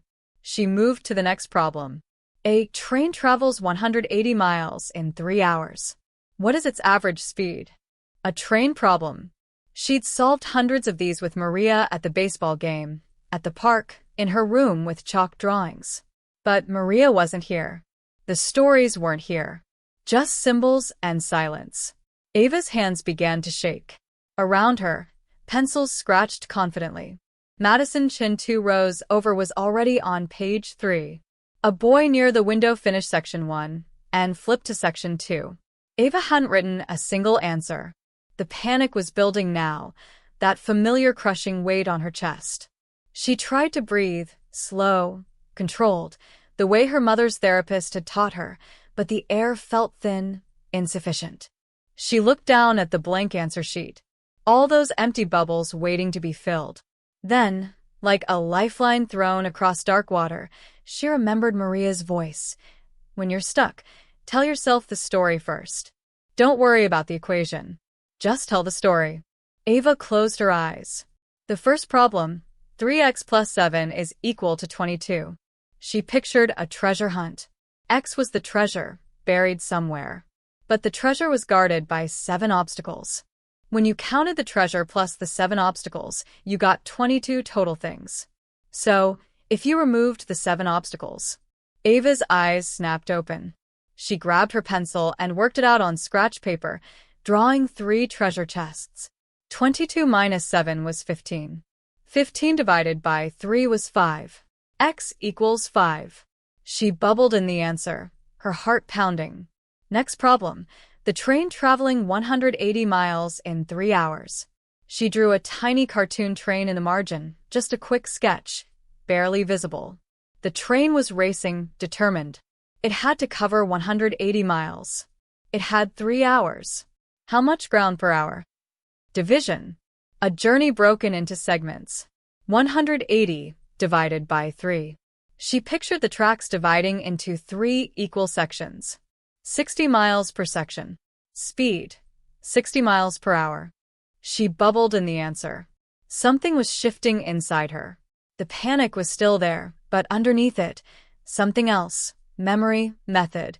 Maria's patient voice transforming chaos into story. Problem 3. Sarah has twice as many books as Tom. Together they have 15 books. How many does Sarah have? The first problem Maria had ever taught her. 2 stick figures, 2 stacks of books. Tom with 5, Sarah with 10. Total 15. Sarah has 10 books. Ava was moving faster now, her confidence building. Each problem became a scene, a character, a tiny narrative. The multiplication problems were groups of friends sharing items. The fractions were pizzas being sliced. The percentages were sales at stores, discounts on clothes, tips at restaurants. She wasn't solving equations.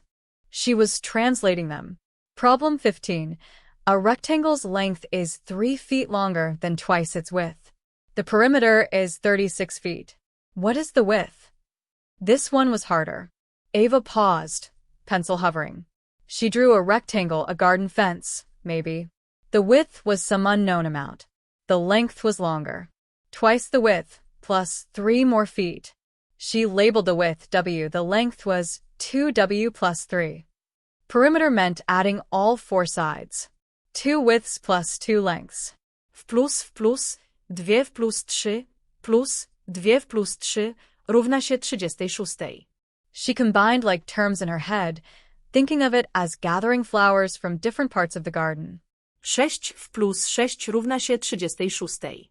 Subtract 6 from both sides. 6W equals 30. Divide by 6. W equals 5. The width is 5 feet. Ava bubbled in her answer, amazed. She'd just solved a complex word problem that would have paralyzed her a month ago.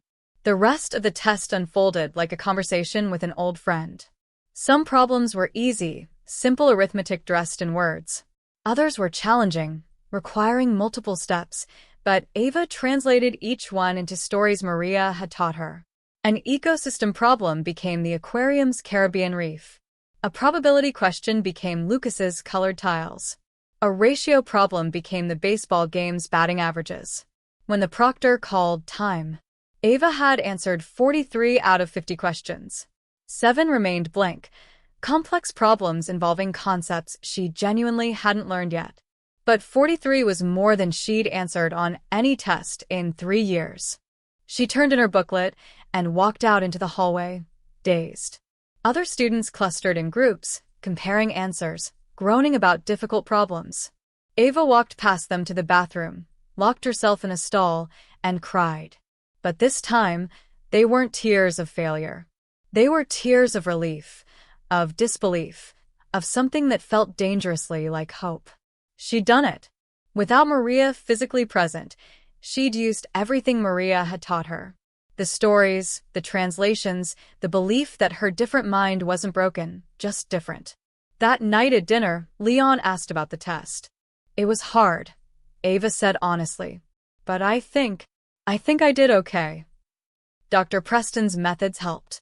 Ava looked at her father, at his expectant expression, at the unspoken demand that she credit the expensive tutor who'd done nothing but make her feel stupid. His methods helped, she lied. But later, alone in her room, she pulled out her phone and texted Maria, "I took the placement test today. I used everything you taught me. Every single technique. I don't know if I passed, but I understood the problems. I actually understood them." She hit send, then added, "Thank you for teaching me that different isn't broken. Even if I never see you again, thank you for that." The message showed as delivered, then read. No response came. Maria sat in her dark apartment, Lucas asleep in his room, staring at Ava's texts. She'd ignored the girl's messages for a week, telling herself it was necessary, That distance was protection, that she couldn't afford to care. But reading those words, I actually understood them. Maria felt something crack in her chest. She typed and deleted responses 6 times. Finally settled on, "I'm proud of you." 3 words. Safe, distant, final. She almost sent them. Her thumb hovered over the button. Then she deleted them and put her phone face down on the table. Some endings needed to be clean. Some doors needed to stay closed. Even when they broke your heart. Ava waited for a response that never came. Eventually, she plugged in her phone and turned off her lamp.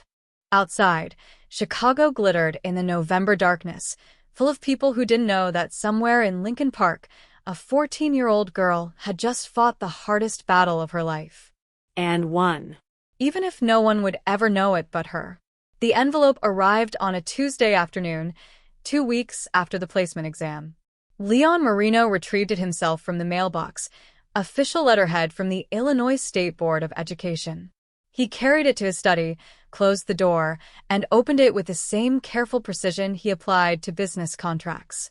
Inside, Ava's test results. He read the first page once, then again, then a third time, certain he was misreading. Mathematics placement examination results. Student: Ava Marie Marino. Overall score: 87th percentile. Visual spatial reasoning: 96th percentile. Applied mathematics: 92nd percentile. Abstract reasoning: 73rd percentile. Recommended placement: honors track. Leon sat heavily in his leather chair. 87th percentile. His daughter, who'd failed 3 consecutive tests 2 months ago, had scored in the top 13% of all Illinois 8th graders. The report included a detailed breakdown. Strong performance in word problems, exceptional ability in geometric reasoning, advanced understanding of practical applications. Weakness only in pure symbolic manipulation, the kind of abstract algebra that Dr. Preston specialized in. There was a note at the bottom. Student demonstrates highly developed visual spatial intelligence and narrative problem-solving abilities. Recommended for advanced placement with accommodations for alternative assessment methods. Leon picked up his phone, dialed Lincoln Prep. "This is Leon Marino. I need to speak with Principal Walters immediately." 10 minutes later, he had confirmation. Ava's score wasn't a fluke or an error. She'd legitimately placed in the top 8%, qualifying for the most rigorous mathematics track the school offered. "Mr. Marino, I'll be honest," Principal Walters said. "We're stunned. Ava's recent trajectory has been remarkable. Dr. Preston's methods must be extraordinary." "Yes," Leon said slowly. "Dr. Preston." After he hung up, Leon sat alone in his study for a long time. The afternoon light slanted through the windows, casting long shadows across his desk.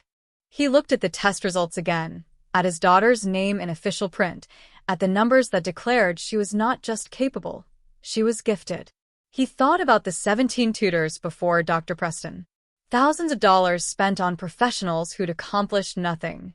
6 weeks with Dr. Preston showing minimal progress. Then 3 weeks with Maria Torres, and suddenly Ava was not just passing, she was excelling. Leon opened his desk drawer and pulled out Ava's notebook, the one he'd confiscated the day he'd discovered Maria teaching her. He'd kept it, though he wasn't sure why. Now, he flipped through it slowly, really looking at the drawings for the first time. They weren't childish doodles. They were sophisticated visual translations of complex mathematical concepts. Each drawing told a story that contained multiple layers of calculation, embedded reasoning, interconnected logic. This was how his daughter's mind worked. Not through symbols and abstractions, but through narratives and images. And he'd forbidden the only person who understood that. Leon thought about his own father, Giacomo Marino, who'd built the family empire through intimidation and violence. Giacomo had wanted his son to be ruthless, calculating, feared. But young Leon had wanted to cook. He'd spent hours in their kitchen creating dishes, understanding flavors, dreaming of culinary school. His father had beaten that dream out of him. Literally. "Marinos don't cook," Giacomo had said, his fist connecting with 15-year-old Leon's ribs. "We own the restaurants. We don't work in them." So Leon had buried his passion, learned the family business, become the man his father demanded. He'd been successful, legitimizing their operations, building wealth, commanding respect. But he'd never been happy. Not really. And here he was, doing the same thing to Ava, forcing her into a mold she'd never fit, punishing her for being different, making her feel ashamed of the very thing that made her brilliant. The realization hit him like cold water. Leon stood abruptly, grabbed his coat, and headed for the door. Tommy was in the kitchen having coffee. "Get the car," Leon said. "We're going to Pilsen." Maria's address was in the employment files. The drive took 25 minutes through rush-hour traffic. Leon sat in the back seat, the test results in his hand, his mind churning.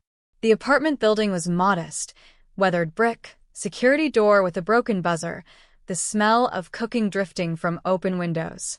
Leon climbed to the second floor and knocked on Unit 2C. Maria opened the door in her work clothes, ready for her evening shift. Her eyes widened when she saw him. "Mr. Marino." Her voice was carefully neutral. "May I come in?" She hesitated, then stepped aside. The apartment was small but immaculate, lived in but loved. Children's drawings covered the refrigerator. Lucas sat at the kitchen table with his colored tiles, building patterns. "This is about Ava," Leon said. It wasn't a question. "If you're here to fire me." "I'm not here to fire you," Leon pulled out the test results. "I'm here to show you this." Maria took the paper, read it, and her hand flew to her mouth. 87th percentile? 96th in visual spatial reasoning. 92nd in applied mathematics. Leon's voice was quiet. "You did this. 3 weeks with you accomplished what I couldn't do in 3 years. Ava did this," Maria corrected. "She has an incredible mind. She just needed someone who spoke her language." Leon looked around the small apartment, at the teaching books on the shelf, at Lucas's careful tile patterns. "You were right about her. About everything. And I was too proud to see it." Maria set down the test results with shaking hands. "Why are you here, Mr. Marino?" Leon was silent for a moment, his jaw working.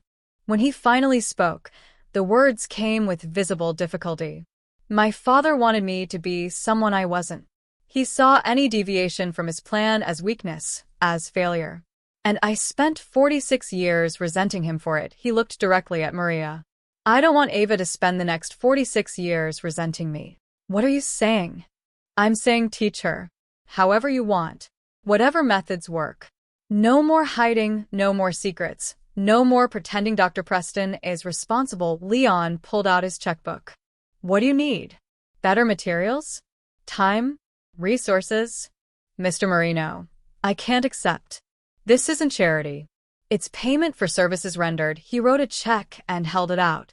"Consider it retroactive tutoring fees for the 3 weeks you've already taught her." Maria looked at the check. $5,000. More than she made in 2 months. "I don't want your money," she said quietly. "I want permission to help your daughter without fear of losing my job.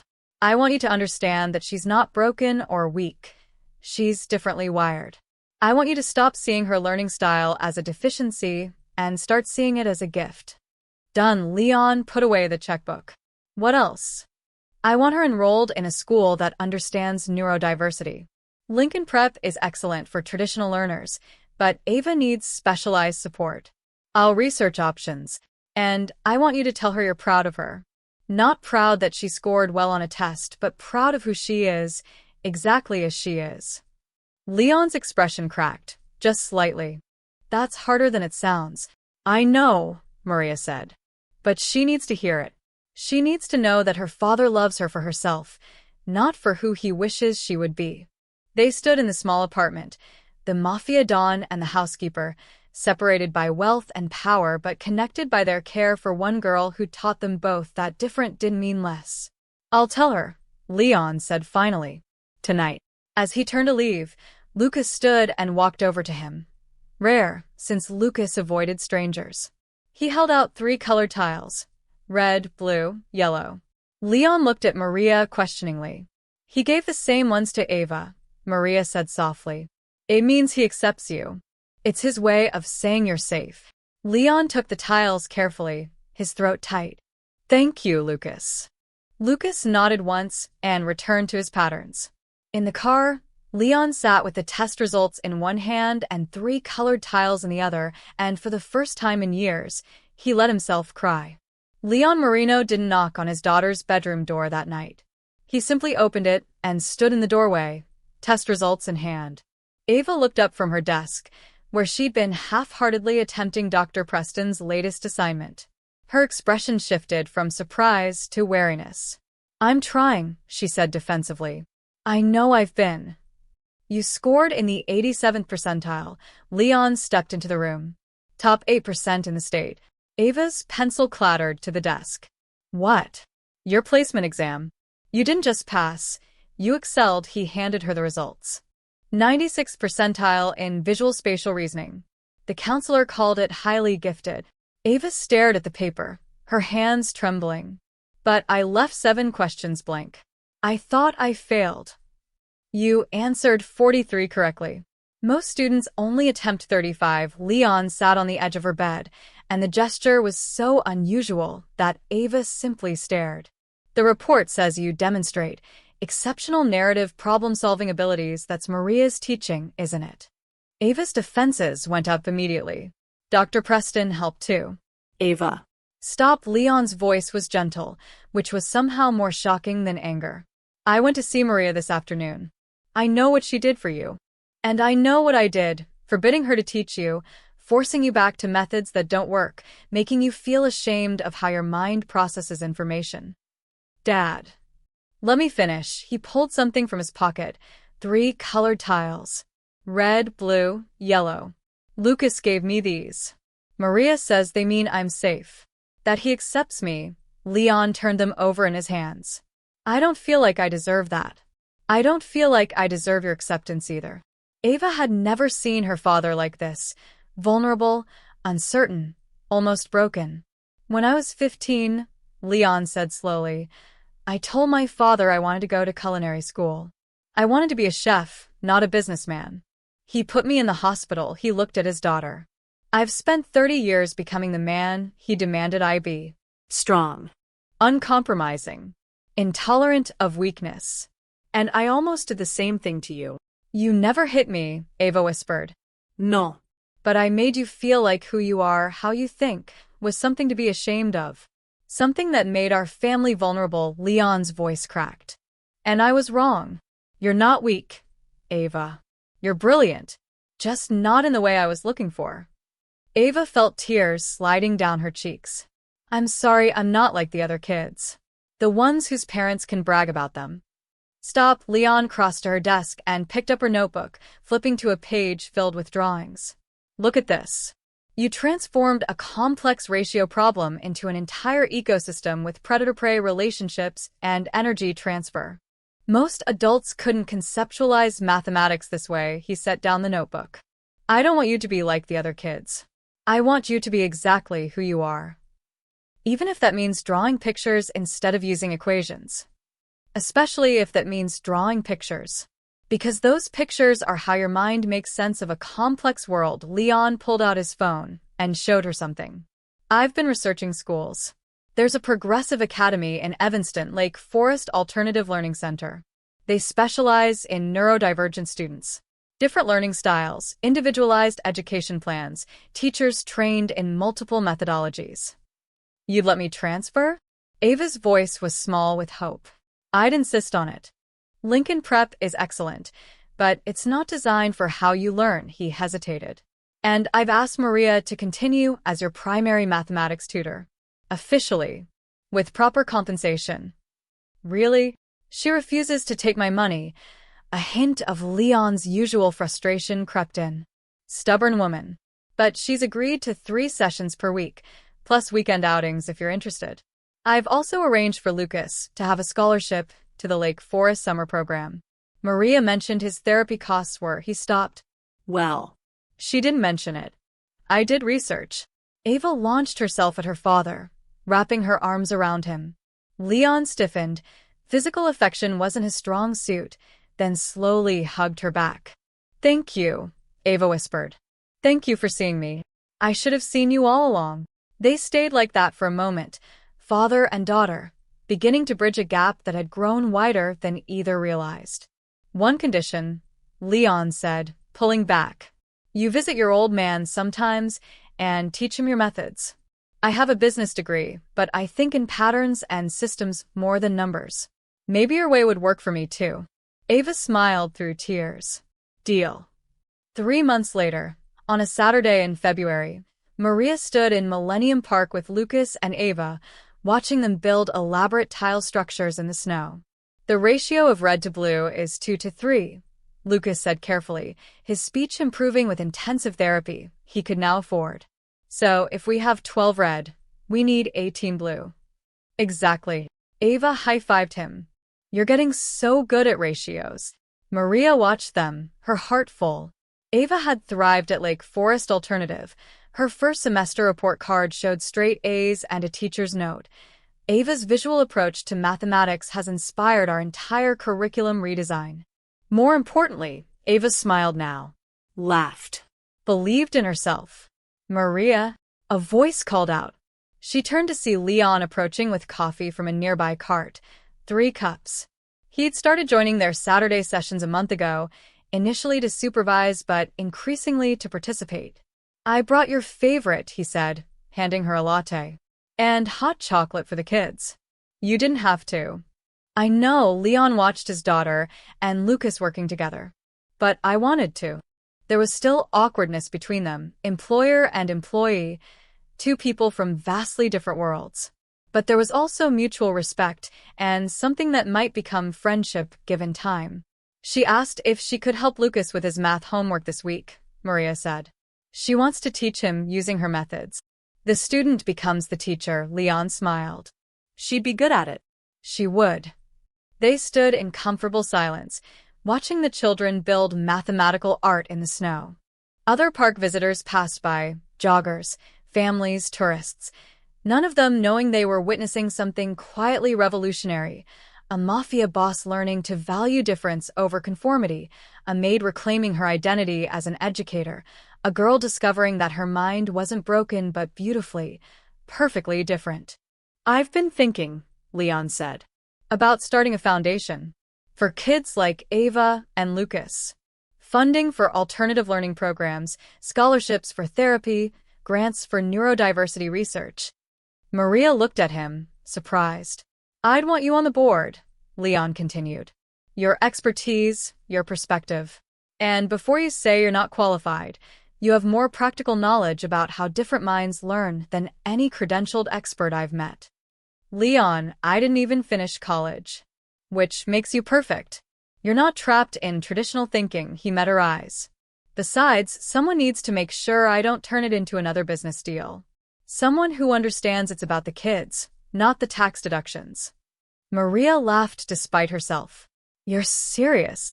I'm always serious. Usually about the wrong things, but I'm learning, he gestured to Ava and Lucas. They're teaching me. As the sun set over Chicago, painting the sky in shades of orange and pink, the 4 of them walked back to the parking lot together. Leon carried Lucas on his shoulders when the boy got tired, something that would have horrified the Marino associates if they'd seen their boss being so openly gentle. At Maria's car, Ava hugged her tightly. Same time next week. Same time, Maria confirmed. And you'll help me with my geometry project? Wouldn't miss it. As they drove away, Leon turned to Ava. Happy? Yeah, Ava said, watching the city lights beginning to glow in the dusk. I really am. Good. Leon glanced at her in the rearview mirror. That's all I want. For you to be happy and yourself.